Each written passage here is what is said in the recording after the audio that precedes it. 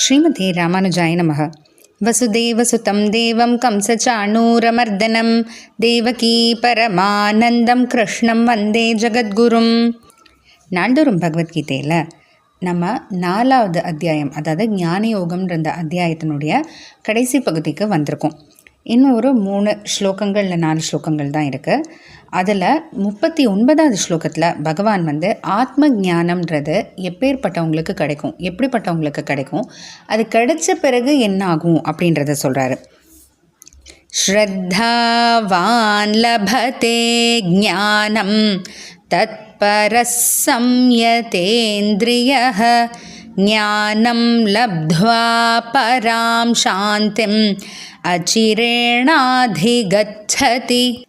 ஸ்ரத்தாவான்னா அதாவது ஒரு துடிப்போட, ஒரு டெடிக்கேஷன் இருக்கணும், துடிப்பு இருக்கணும். எதில் அப்படின்னா நமக்கு ஆத்ம ஞானம் அது வரணும், நமக்கு ஆத்மாவை பற்றி நமக்கு புரிதல் வேணும் அப்படின்ற அந்த துடிப்பு இருக்கிறவங்களுக்கு.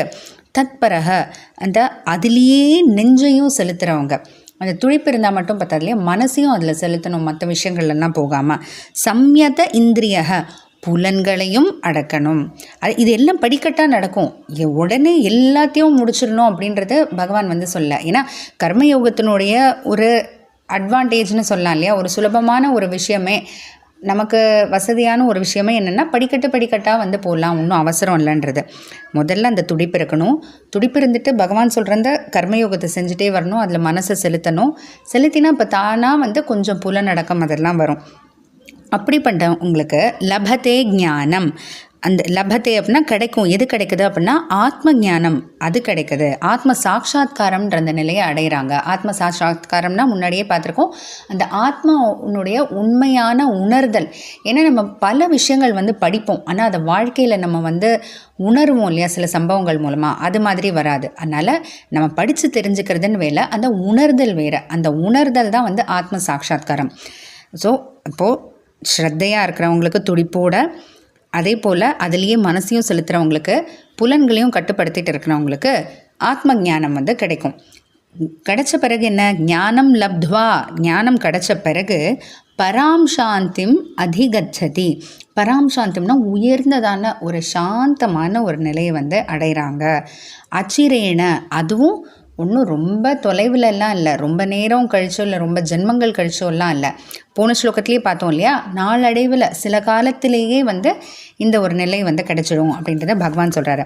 அதாவது எப்படி ஆத்ம ஞானம் கிடைக்கும், ஆத்ம ஞானம் கிடைச்ச பிறகு என்னன்றது தான் இந்த ஸ்லோகத்தில் சொல்கிறாரு. இதையே நம்ம ஒரு படிக்கட்டாக பார்த்தோன்னு வைங்களேன்.